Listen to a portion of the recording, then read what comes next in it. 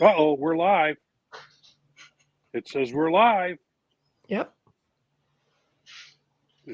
The promo, the start didn't come up, folks. I think we're live. Oh my goodness. Hello, everyone. Apparently, the intro did not play. I have no idea why the bumper did not play. Well, welcome to Wednesday Wham, everybody. I'm not quite sure what happened there. I had everything set up to run with the bumper. Hello, hello, hello. Happy Wednesday night, everybody. My name's Barb Kelber, long-time inker, short-time colorist, writer, creator of Divinity, and the CFO of Silverline Comics. And that just comes to mind because I've been working over the accounts today. Oh. Yes, I'm trying. I almost went out my nose there. Yeah. I am trying to get as much of the book work out of the way before I leave on vacation tomorrow, because it's going to be like a month before I get back to them. I'm on vacation. We're leaving on an Amtrak tour tomorrow for 2 weeks. Oh, I'm so jealous. Yes. It's been on our bucket. It's been on our bucket list for years. And then we just no sooner get back, and we'll be back for like 2 days, and then we're going back to Iowa for a week. So I'm trying. But the thing is, there's these 2 people that are holding me up that I can't get answers out of. Yeah. So like, what was this charge for? Okay. Anyway. Oh, hey, I am Kaz Cassisi Harris, but you can call me Kaz. Writer here at Silverline, done a little bit of editing with Barb on her book Divinity. Yeah, I'm the youngin' in the career. I've only penned an issue in the Christmas issue of Silverline Comics for Trumps, and then I've worked on a new Silverline Team Up Volume 2, which is coming out pretty soon, hopefully. And that'll be Tempest and Miss Fury, and another project that I can't talk about. I don't even know what he's talking about. I want to talk about it so bad, but I can't talk about it right now. Mm-hmm. So that'll be awesome. And that's me, short, sweet. And the venerable. This guy. Yeah. That guy. Yeah, Rob Davis, been in the industry 30-some years, almost moving in on 40. Started as a letterer, then became an inker, was a penciler, and I have penciled everything from Merlin in the distant past to Star Trek's crew in the distant future, and a bunch of stuff in between. I am a creator for Silverline Comics, if I can get it out. Put my teeth in. I should have put my teeth in better this morning. But it's a matter of fact, the series that I worked on, Twilight Grim, it's in previews right now. You can order all 4 issues at once. I understand we're looking at doing I hate to say this, but while we're trying to sell comic books, but maybe a graphic novel collection of them later on. So if you want that, I hate to say hang back, but the capitalist in me says, go ahead and buy the 4, and then you can get back at the graphic novel too. But yeah, that's available this month, and we have a crowdfunder going on right now. And I think we wanted to talk about that, so we can move right over into that segue. Yep, we're gonna.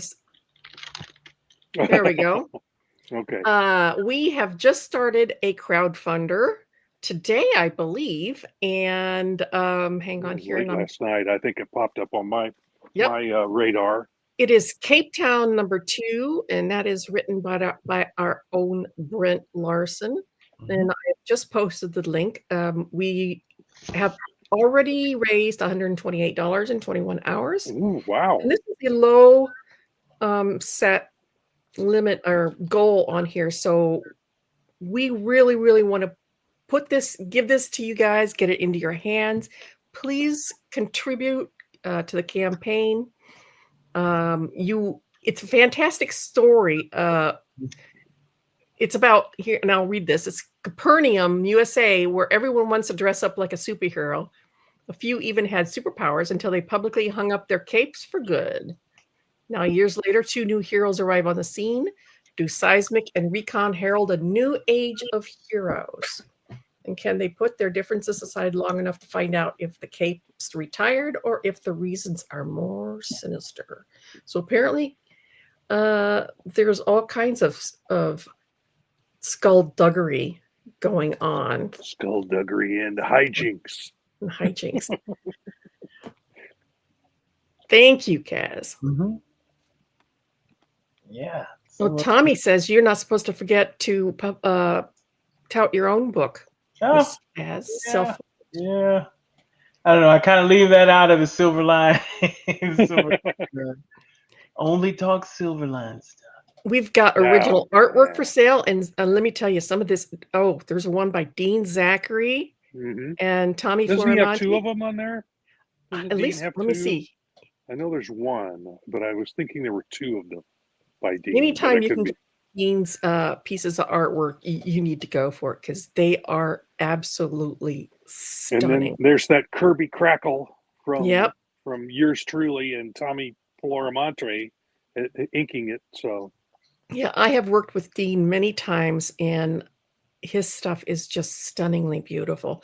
And we also have original art by Jose Fuentes and Javier Lugo.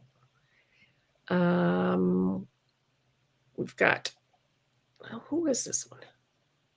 Oh, sorry, that one's somebody already got the Dean Zachary page.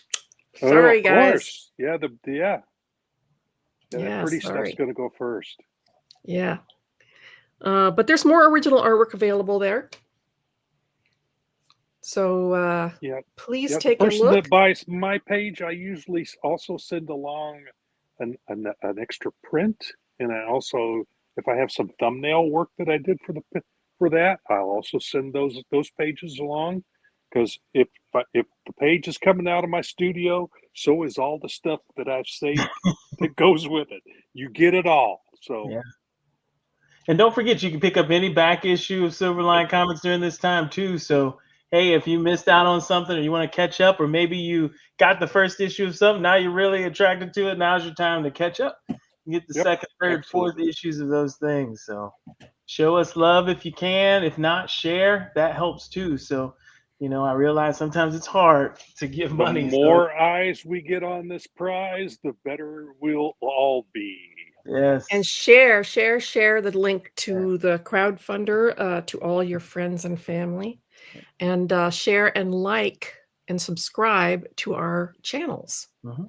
Down below in YouTube, I'm pretty sure it's just down below us there. So just scroll up a little bit, subscribe. All you cool kids on social media know where it is. I don't know. Right. Somewhere on here. Corner, yeah. Somewhere down there. Yep. Well, tonight's topic is, do we really need a bazooka? And first of all, I'm going to address the elephant in the room. We've had quite a bit of violence in the U.S. today, and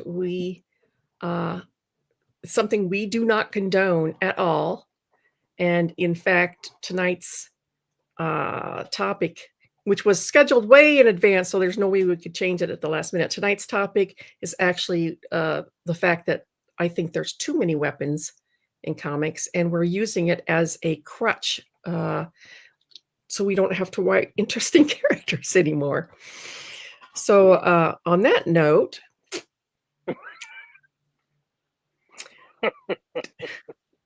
are we relying too much on weapons to make up for storytelling? Now, obviously, weapons are needed for a superhero, but do we need a bazooka? And Tommy says, howdy, I need 2 bazookas. Oh, okay. And a flamethrower. And yeah. I just noticed he's got a hairdryer. And don't forget the little tube around, the little swimming tube around his belly. Yeah. The floaty. Oh, that's little great. floaty. I love it. I love that. That's just it. Who did that? That's I actually don't know. I should have looked. I can't quite read it. Yeah, I can't make it out. Dobit. Hi, Benjamin. Yeah, what? Somebody out there probably knows who that is. Yeah, I just grabbed the pictures and I didn't even look at who the artists were. Funny though. That's hilarious. But that's a very satirical commentary on. And then look at Deadpool. I mean, there's a strap. There's how many straps are on his legs holding different we'll get pouches and knives and that's okay. But first of all, we're going to take the Wayback Machine and see where we all started. And actually, the very first superhero was oh gosh, the Phantom. Phantom. He was created in 1933. And we noticed he doesn't have muscles on muscle. Yes, he is muscular. I mean, yeah, if you had a body, he's fit. He's a little more than fit. He's a little more than fit, but I mean, he doesn't have muscles growing on top of his muscles. Right. He doesn't look like a roid rage giant. But he is right. That's muscular, yeah. In 1933, he was our very first superhero. He was a baseline human, if you can call being that muscular baseline, and he carried 2 pistols, and that was it. But he was very 2 pistols popular. and his fists. And his fists with rings on each hand. Yeah, he did. Yep, because he marks his. One of them is a skull, and his enemies he punches them in the side of the face, and it leaves the skull mark, and they carry that mark the rest of their lives. Because he hits them that hard, and because they didn't have plastic surgery back then. Well, yeah, it'd been better if you just cut it off, I guess. I don't know. Yeah. We're getting violent here. This is pre-World War II, so this was pretty dramatic. I mean, somebody who... I mean, we can go further back with other heroes before comic books. Before comic books. We're talking about comic book heroes. Because we've got Zorro, we've got the Scarlet Pimpernel. Scarlet Pimpernel is probably the first that had a secret identity. Was the Scarlet Pimpernel, but then we had Zorro. He uses mostly a whip and a sword, rapier. A rapier. So because he was always putting Z's on the front of his adversaries. But not a bazooka. You know, but no bazooka, and I believe he also carried a flintlock, black powder gun. So they live by their wits. Mm-hmm. And who's the next big superhero that was invented? Do you know? Cap, 30. Right? No, Cap was 40, and I believe was Batman before Superman? I can't remember now. Superman, okay. 1938. 38, yep. Now, he was the ultimate minimalist because he had a costume and nothing else. He had his strength and his, Well, and eyes. But the thing is, initially he didn't have the supervision. He didn't have the telescopic or the heat vision at the beginning. In fact, he didn't even fly. He was like the Hulk. He leaped tall buildings in a single bound. That's right. He didn't really fly. He jumped, but how he controlled his jumps in midair, I have no idea how that works. But yeah, he didn't fly at first. He jumped and didn't have the heat vision. So he was really simple. He didn't even. They only added powers on top of him as it went along, not weaponry and pouches. Right. His powers were all internal from the sun. Yep. And that was fodder for 1,000 stories. Still is. Oh yeah, absolutely, still is. I mean, that Superman movie that we just had come out. I thought it was great. It felt like Superman. So I haven't seen it yet. It's worth it. You should go. Watch. Yeah, I would recommend it. Definitely. My wife wants to go see it again. So I've heard that it's very retro in its feel. I mean, in its is a presentation of Superman. Yes, Yeah. yes. Mm-hmm. That I mean, it's set in the modern day, but right. it's got that sensibilities there. Yeah. It feels like a comic book from the 70s or maybe early 80s before we went all crazy with violence and guns and stuff. So, and it's my opinion that when you're writing a superhero who has powers that are innate to them, it makes for more interesting writing because you have so much more to explore about them than just pulling a gun and going, think of Indiana Jones and the guy, with the sabers. He just pulls a gun up. All right, problem solved. That was too easy. I don't know. I mean, here, this. I will say, you can absolutely use weapons as a crutch, right? Like you just keep giving them the bigger weapon or the stronger weapon or whatever. But sometimes there are characters, like I think of, and these aren't necessarily comics, but I think of like Zatoichi, like a blind swordsman. And the restraint with the weapon is the best thing, right? Like they're carrying a weapon. Yeah, I have no problem with weapons. I mean, my character in Divinity has innate powers, but her brother carries a gun. I mean, I have no problems with weapons. I'm just saying we've gotten to a ridiculous amount. Yeah.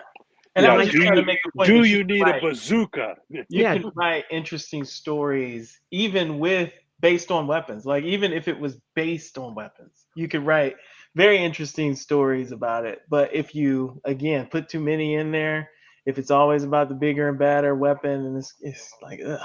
Yeah. Do we really need a bazooka?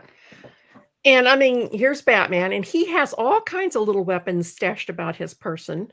Yeah, Henry said the original Batman, at first used a gun. Absolutely. In his very first appearance, yes. He did. Yep. When did he go on the no gun kick? That I could not tell you. I think it was not too long after that.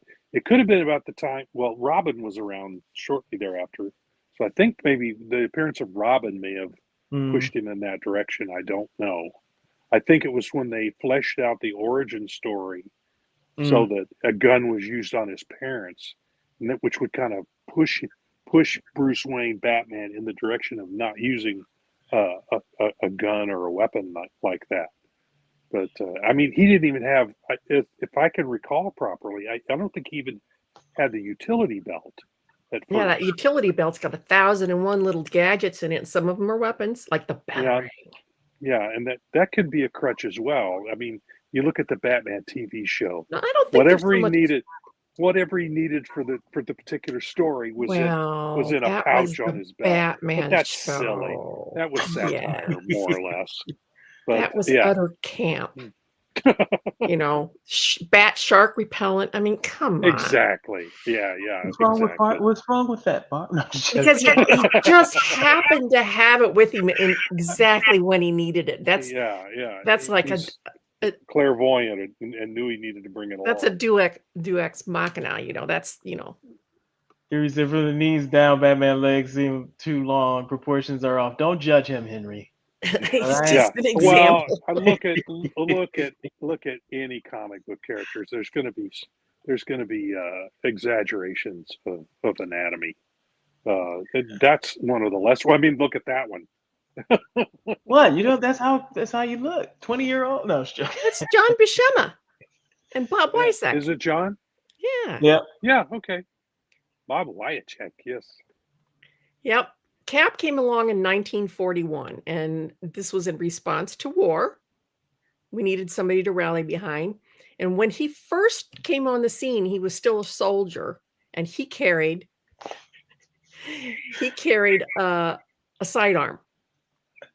Yeah, probably a 45, and I know there are scenes showing him carrying a rifle too. So. Yeah, when he was still a soldier, he carried firearms, which is completely understandable.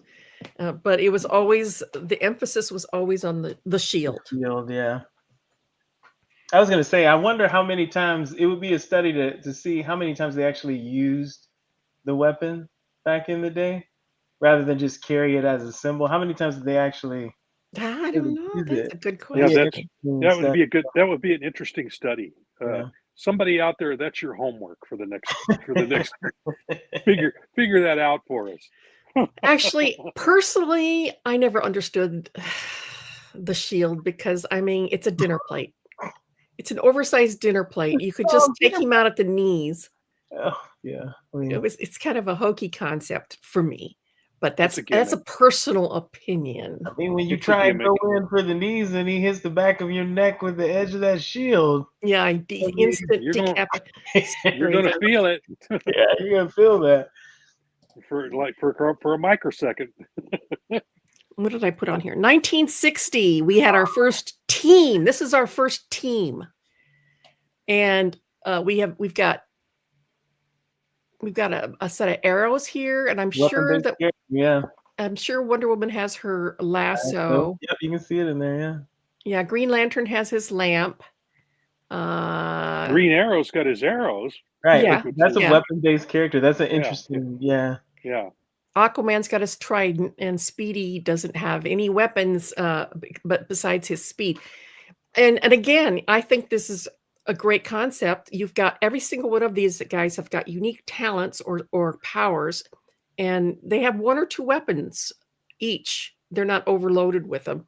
So you have to focus more on their special abilities. Yeah, only one of those weapons is blatantly offensive, right? Meaning, besides Green Arrow, all the rest of them are weapons, but you don't think of a lasso as like an offensive weapon, right? You don't think of the ring, even though he can use it offensively, the ring and the lantern, you just don't think of them traditionally as like a destructive offensive weapon. So it's interesting. They're not even trying to base like the whole team's ethos around that weaponry, which is good. I mean, that's it. I don't know, that lasso of truth would be pretty destructive to me. Oh, it is. No, I'm saying what they carry is very powerful. I mean, the Green Lantern's ring. I mean, all that's very powerful. It's just that from the average person, you don't in the real world see any of those weapons as offensive, but the arrow, which is good. That shows that they turn things into weapons, but it still doesn't have the front appearance of, hey, I'm going to have a whole bunch of guns, or I'm going to have a whole bunch of pikes, or I'm going to have a whole bunch of arrows. You know what I mean? You don't have that whole mystique around the entire team. It's not about that, right? Yep. Now, 63, we've got the X-Men, and every single one of these guys are mutants. Mm. So they don't carry any weapons at all because they are the weapons. Yep. Do you know of any of them of the X-Men that carried weapons? Oh, later on. Not at first. Yeah. I don't know if any of them. Well, now later on. Later on. There were some that did. I think Longshot, his weapons wasn't it cards? And who was? Or am I thinking of somebody? Gambit. I'm sorry, Gambit. Yes. No, but it's been a long time since who was Colossus' sister? I think it's Colossus' sister with the sword. I can't help you there. She's in the Inhumans, I think. I don't know. I don't remember her name, but. And again, I don't have anything against carrying weapons. It's just an overabundance of them that gets ridiculous. I mean, I was going to say you could argue Wolverine's claws are weapons. Yeah. Magic. Definitely. That's her name. Magic. Thank you, Henry. That's what I was thinking. Yes, that's it. Now, 1974, we're starting to see just a little bit more viciousness because, I mean, adamantium claws. There's only one reason that he has those claws, and that's to slice somebody, I mean, they are definitely an offensive weapon.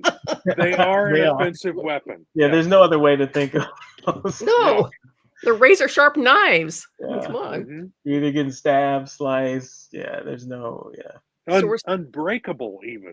So, yeah. Now, so we're starting to see, it's the mid-70s here, and we're starting to see a little bit more bite to our heroes. And then this is where it starts coming in right here. Yeah, because up to this point, the bad guys have been carrying the weapons, and the good guys have not. And then we have the Punisher, and none of the photos I'm going to be showing tonight necessarily come from the year that these guys came out. I just picked cool photos of them. So yeah, but 1974 was the introduction of the Punisher, who is a vigilante assassin. Mm-hmm. Mm-hmm. I mean, that's pretty hardcore. You know, and he used all kinds of weapons. Yeah, I think mostly he used a rifle, and I believe it was even like an M16 or something similar to that. At the beginning, it was more or less a sniper's rifle. He also had a garrote. Yeah, I'm thinking of the cover of the Spider-Man issue where Punisher shows up, where he's carrying a sniper's rifle. Not really a hero though, no, but like he's an anti-hero. Deadpool, he's an anti-hero. But yeah, he had a garrote, pistols, rifles, and he went around killing people. That was pretty deep stuff for the mid-70s. And then 1977. Oh man, yeah. Again, you're getting into this is kind of satire. People but we first see the pads. Yeah, the pads. This is the first introduction of the big, heavy quilted pads. And yeah, I actually worked on Judge Dredd, and I had a blast doing it. Oh, that's great. And but it's very satire, and it was violent. Yeah. Oh, very. Yeah. Very violent. Mm-hmm. Judge Dredd, he is the law. The law, exactly. I am the law. That's right. We've got 1977. That's the year I graduated high school. And it's also that's also when the first Star Wars movie came out. Yes. Yep. Burned in my brain. My senior year in high school. So yeah, that was.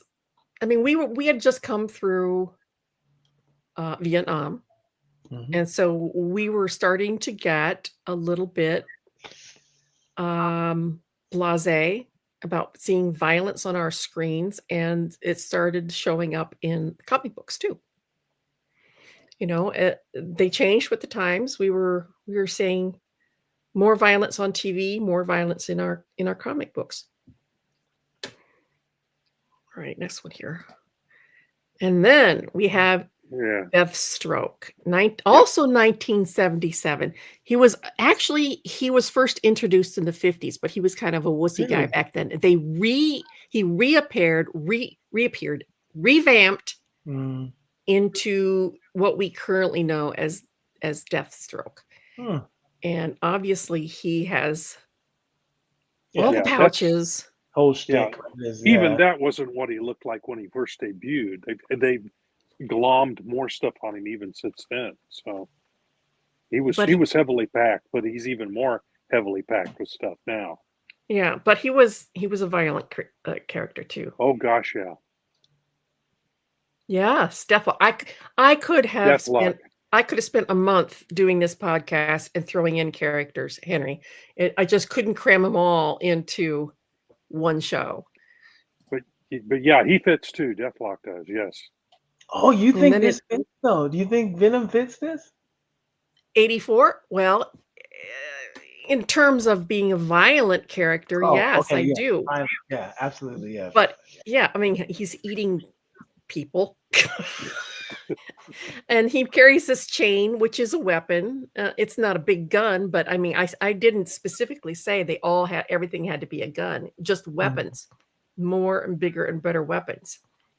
Of course, this is too when they did all putting all that musculature on there. Yeah, I'm zooming in on it. That's why I'm reaching toward the camera here to look at that, and just all that. Yeah, crazy muscular. Of course, that's an alien creature taking over a human being, so it's gonna do weird things. But that became a lot of characters had that done to them, and it's I threw him in because to me it's ugly, but you know, it was people thought it was cool, so that it was done. I threw Venom in for the hell of it because he was. What did Henry say? He was pointing out that image was like actually Deadshot, not a Deathstroke. But it's okay. And then we hit Then we hit 1986, and things really went to hell, because even though the Watchmen they weren't didn't carry a lot of weapons. They were incredibly violent. Yeah. Really gritty. The comedian carried weapons, but he was the only one. The rest of them had gimmicks with the what is the owl's creatures? I'm forgetting his name, but the owl guy, the owl guy. He had a big machine that he drove, a vehicle, but the rest of them were just they're. Rorschach probably carried a gun too, though, right? Like I don't recall. I think he did. I think you're right. It's been a while since I read the book, so I'd have to go back and reread it to be sure. But he wouldn't be beyond using a gun. I don't exactly. think. Yeah. Everybody here. Yeah. Everybody here. Yeah.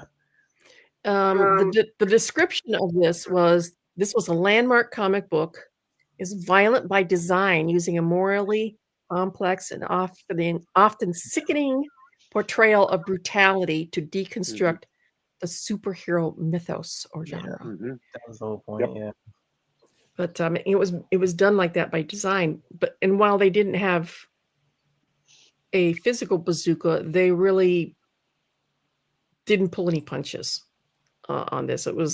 And this is one of the ones that Roland wanted me to mention, and I said, "Don't worry, you got it covered." Because this really 86 was. It was pivotal. 86 was pivotal. It really was. We went.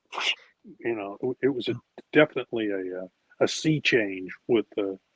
We were already keeping up there with Judge Dredd and the other violent ones, but 86 really took a 180 and took off. Do you think that's when it became essential for you to have violence in a comic in order to sell it? I mean, do you feel that way? No. So back in I don't think it was. You could have been. I don't think it was essential. I think it became again because Watchmen sold well, and Elektra Assassin sold well, and probably another one you're going to bring up here is the Batman series by Frank Miller, Dark Knight. Those were all they took violent. We had violence in comics prior to that. Right. There was always a fist fight of some sign. Right. There was always mild or a gunshot or something was going on in comics up to that point. But here we turned a corner and went just full on into the violent stream, and it's I don't know how much has changed since then, because I haven't been following modern superhero comic books within the last 5-10 years all that much, so I don't know what it's like there, but it took a really nasty turn. A gore turn, you think? Like yes, gore? Yeah. Well, and again, this was for violence's sake. Yeah, I'm sorry. Right, and I think you're right. There is always going to be conflict in superhero books. There needs to be, because otherwise has to be. You can't tell a good story without conflict. Right. But do we always need to solve that conflict with lots of violence and blood? Can't we have a little bit of violence and a lot of thinking? Yeah. Elektra has always had her side from the beginning. Yeah, give her a massive gun that she could never. That would be. Yeah, she can't hold. Yeah. That's why I chose this, even though that Elektra was actually introduced in 1981. She was kind of reduxed in this Elektra Assassin series, and here she's holding that ridiculous piece of machinery, one-handed. Completely upright. Yeah, it must have anti-grav in it or something.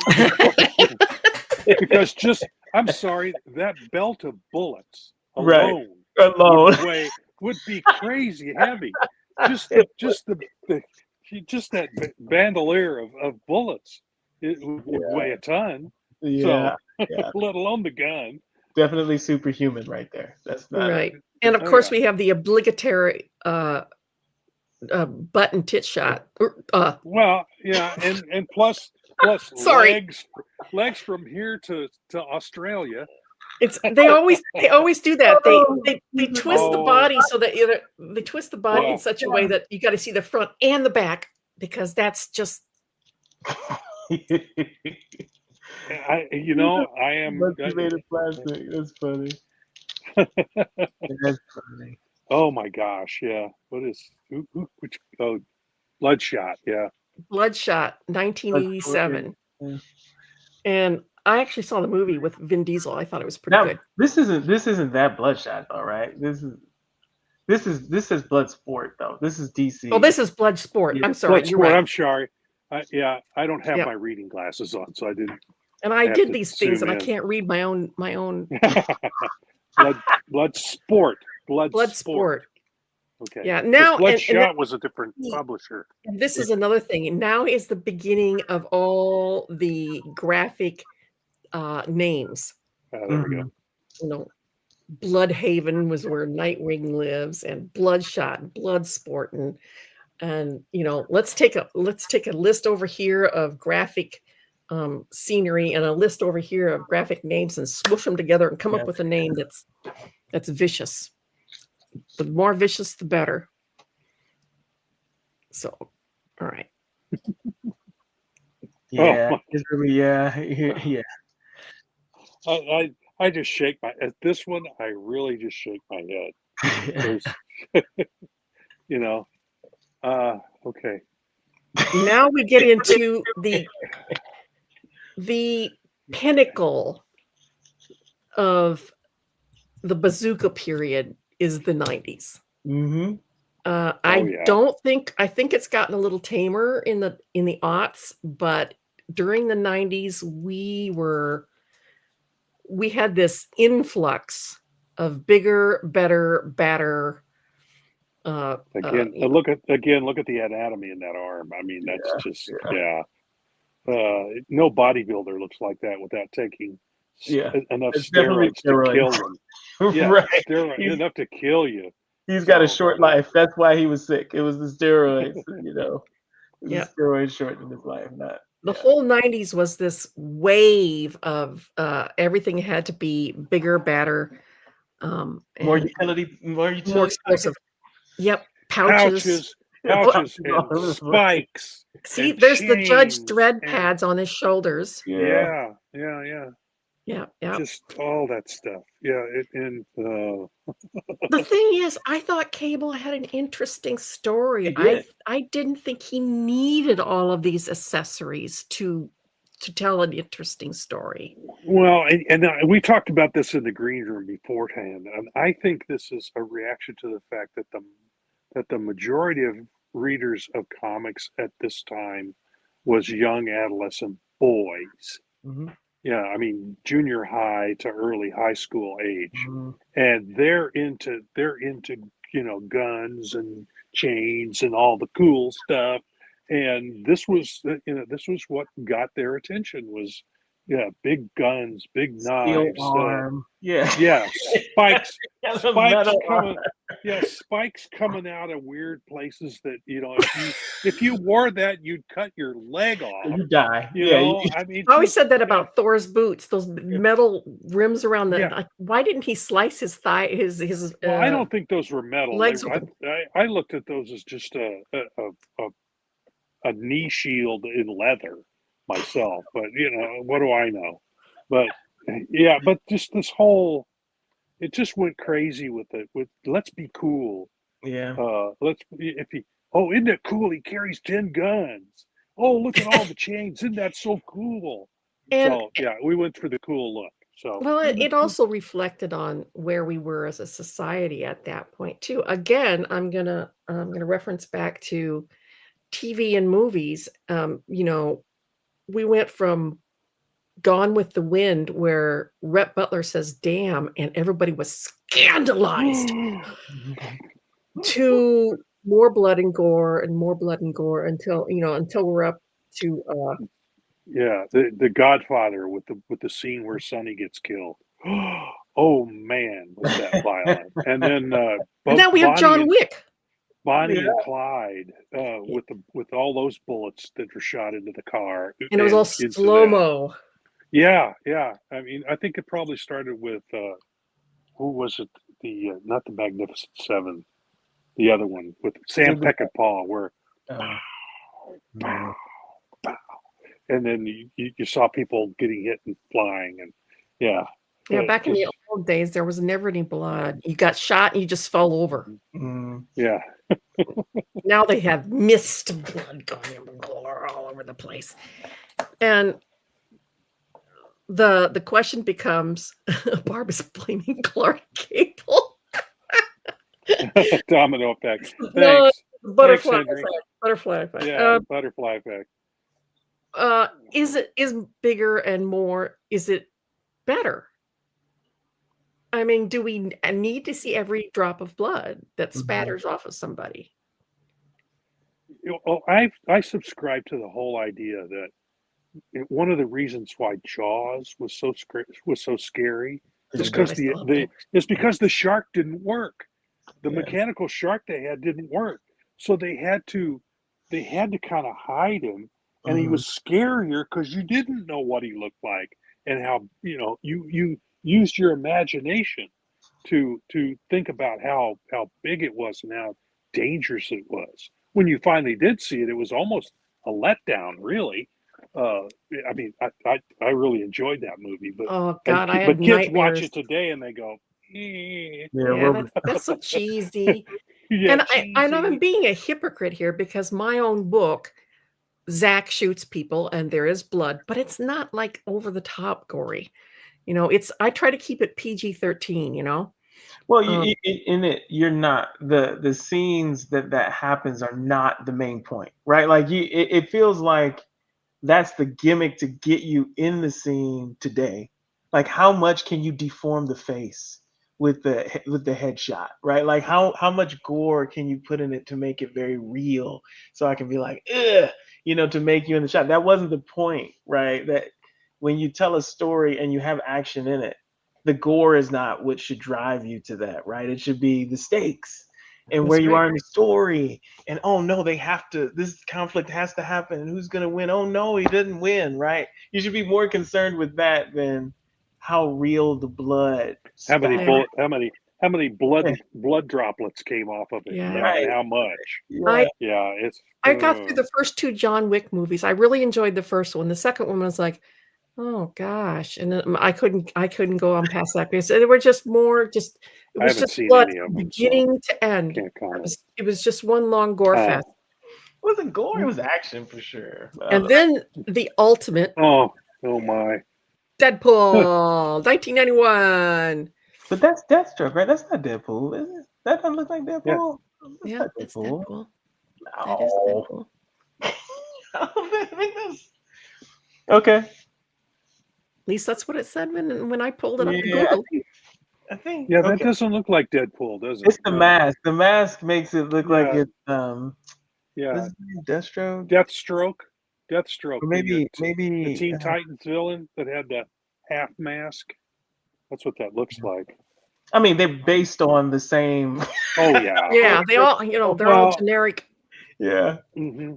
Well, I always thought Deadpool's mask was based on Spider-Man's because it's got the same kind of the same shaped eye pieces. But yeah. Oh, here we go. Here's the cool chains, man.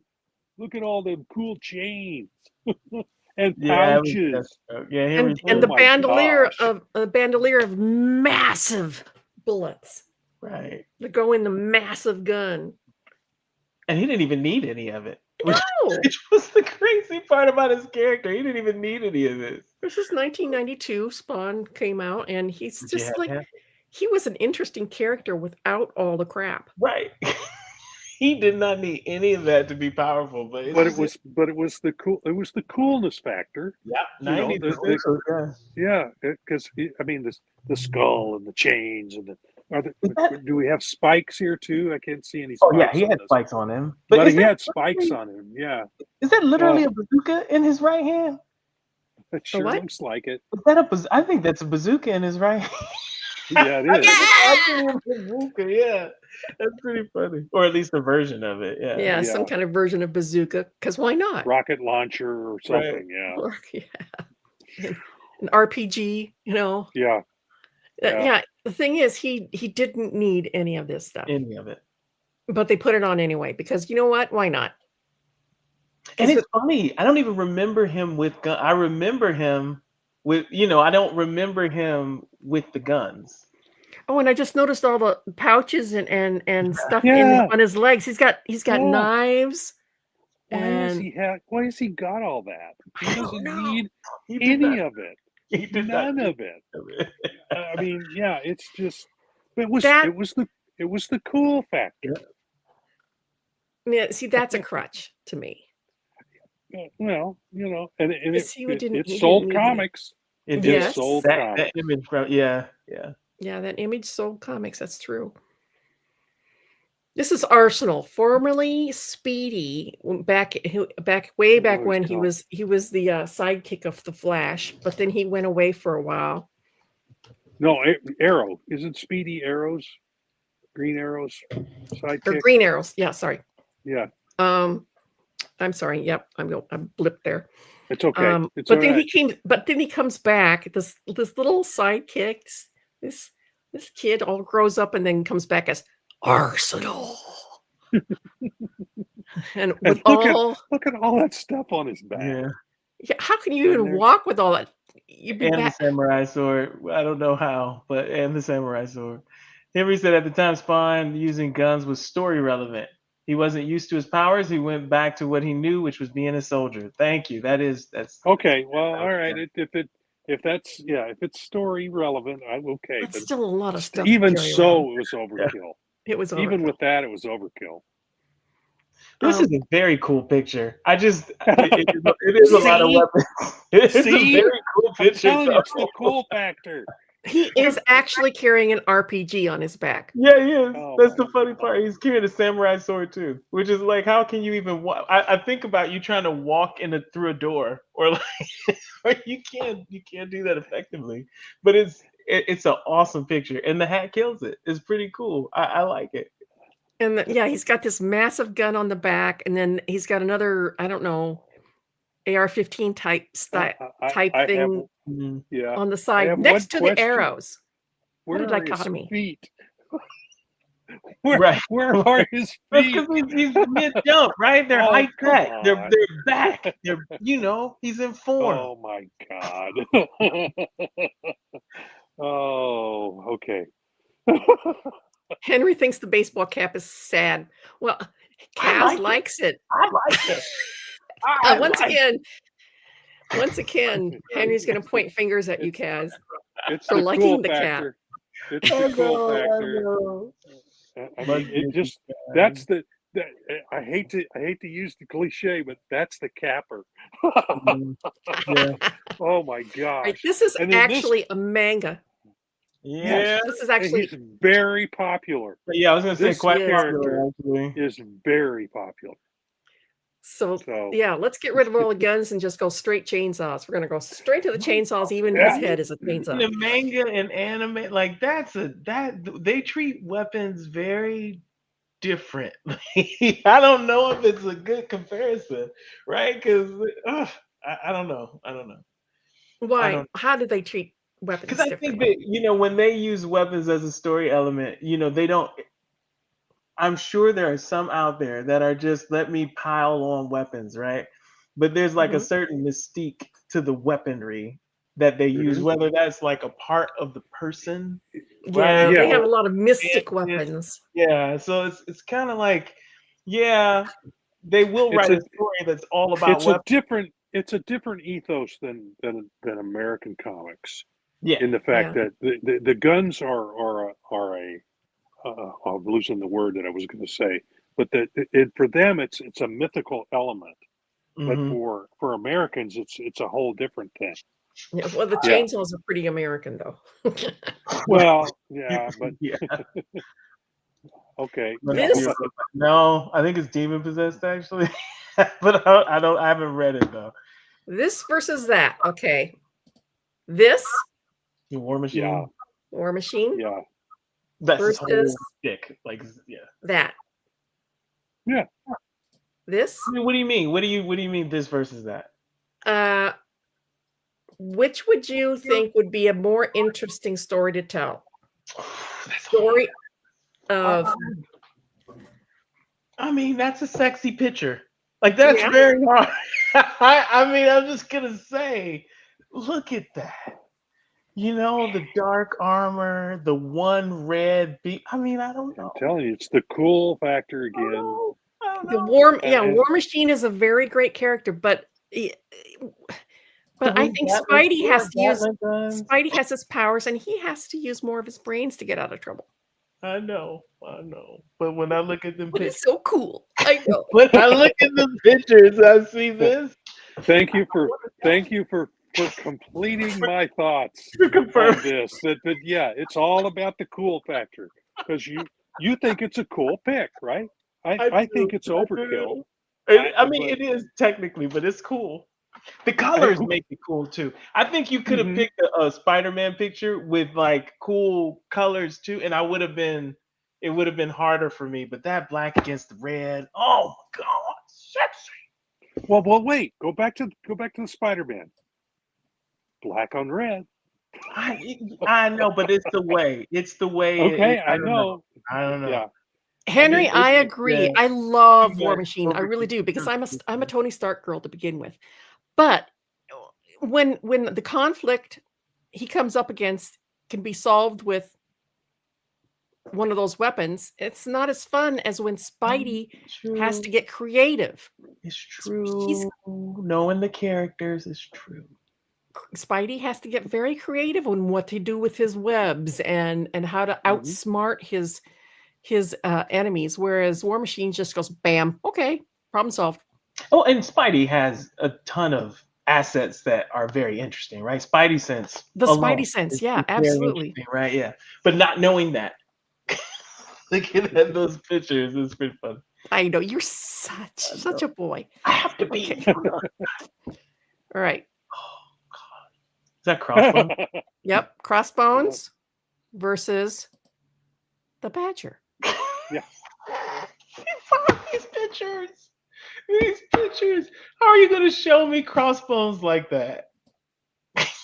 And then show me the Badger. I think I would be more interested in the Badger, actually. I think I would be more interested in the Badger, because I would go, what the heck is this? Like, what is this? And it's named the Badger. So I think that would draw me into it more. But recall the first War Machine armor. It had this and that, but that is too much. Yes. As soon as War Machine got his armor back to the army, that's when they started piling all the crap on his armor. As time goes by, the creators keep pouring more and more stuff on. Crossbones. He's got his pouches. Yes, and his D-pads, and the Badger did have. He had nunchucks sometimes. He also had a katana sometimes. Yeah. But mostly he relied on his martial arts and his crazy. His wit. His crazy wit. Yeah. Yeah. He had multiple personalities, and those came into play all the time. Depending on the situation, his good and bad personalities could take over. And I think that made him a tremendously more interesting character than this guy. Yeah. Depending on the situation, a personality would come to the fore for the Badger. Yeah, I think you just you've made something gel in my mind, and the fact that to some people the story and those the character aspects are what are cool about comics. For other people, it's the visual, all the weaponry, all the spikes, all that stuff. That's what attracts them to comics, and sometimes the story feeds that. But I am one of those guys that likes the depth of the story more than all the bric-a-brac that you stick on visually the thing. Yeah. Well, maybe I'm biased because this is another book I worked on for Image. So and it was one of the books that I read religiously when it was coming out from First Comics. So Mike Barron, just about anything he touched was always worth reading because it had depth to story. So yeah, and he did Crazy very well. Oh, and man, did he do Crazy good? It's difficult too because you guys know that's what it is. Right? Exactly. Like, imagine if you did not know either character. Like, and you're coming in this for the first time. Now, in this scenario, I think this is the more interesting image because I'm like, why does he have like a bear claw? Visually, there's more that I want to understand. Yeah, I want to understand. Oh, sorry, badger claw. There's more I want to understand to this picture than the other. But man, it's hard. Yeah, it got to be where the story wasn't what brought you into comics. That's not what got you into it. It was the visuals, that the visual image of what it was. And perfect name for a company starting out during that era, Image, because it was all about image. It wasn't about story. It was about image. So yeah, and everything was more or less a professional wrestling thing. Oh gosh, Lobo. Yeah, I was gonna say Lobo is kind of the epitome. Yeah, another satire on this whole idea. This? Yeah. Or that? Wow, yeah. Well, this now that's a cool picture. You have to admit. The Black Panther. Yeah, I think both of them are cool though in their own way. I think I'm attracted to the dark. I'm attracted to this.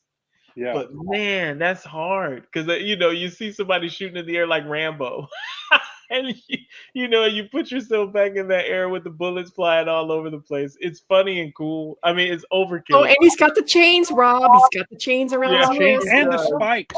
I know he had spikes on him too. And the spikes. They're not showing them here. Oh, they're on his. They're on his. It's just you can't. Oh, those are just. Yeah, I think those are just those are studs there. But in some of them, he had spikes on the bandoliers that he wore, or on his belt. So yeah, it's all good, bro. I would go with Black Panther in a heartbeat, though. He's much more. I want to know what's the story behind this guy, and that's the point. Whereas the other one, it's look at all that cool stuff. What does he do with that in this comic? I get it, but I'm right there with you, Henry. With Black Panther for me, it's minimalistic but powerful. Yeah, the colors too. Man, purple, black. That's good. Yeah, that definitely this one. This is the one. This is another section. We're past this and that. Now we're on to total ridiculousness. I love that picture. That's great.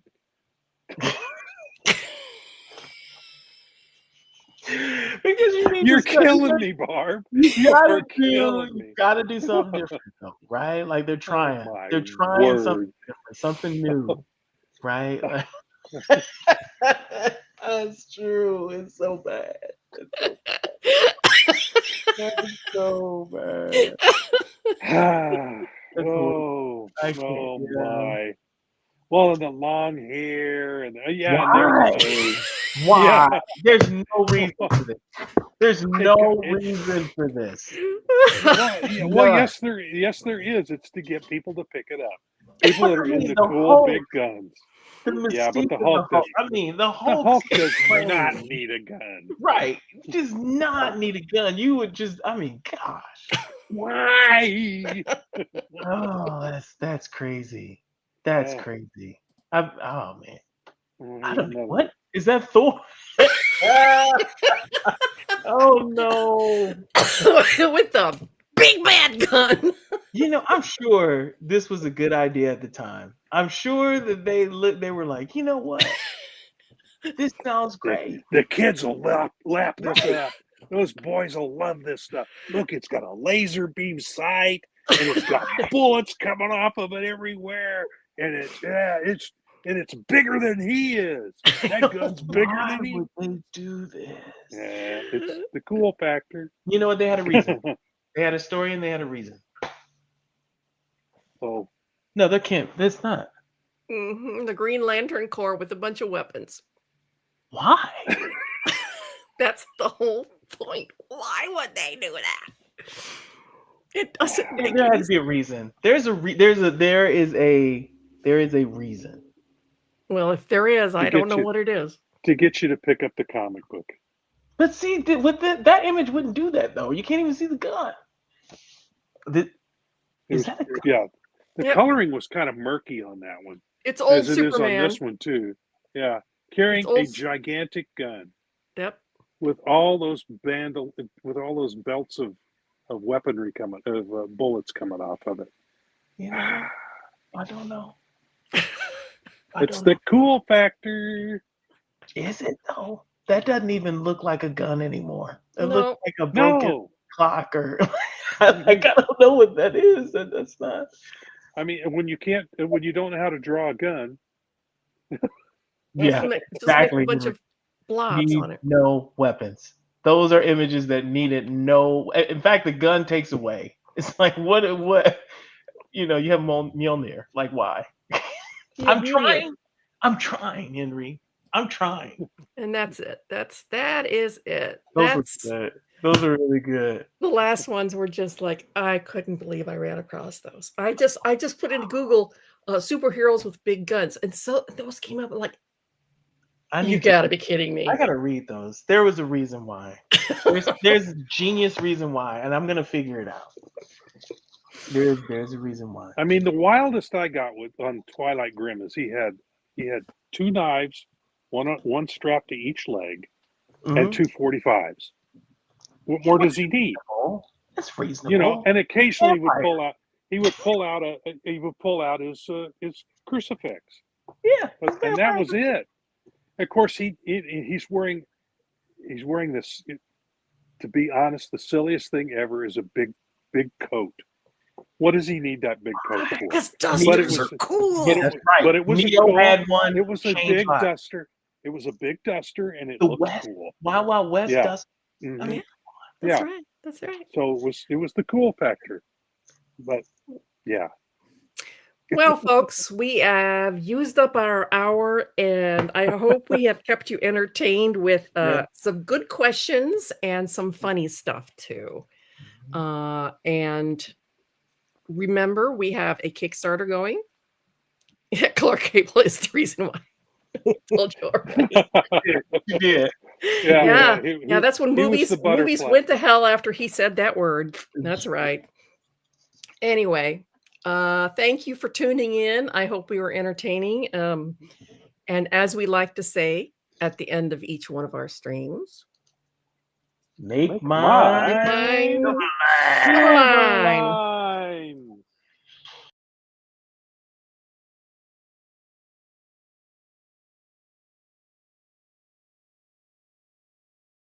Hey, yo, it's me, Pops Van Marmalade, and you're watching the Comics Related Madness Network.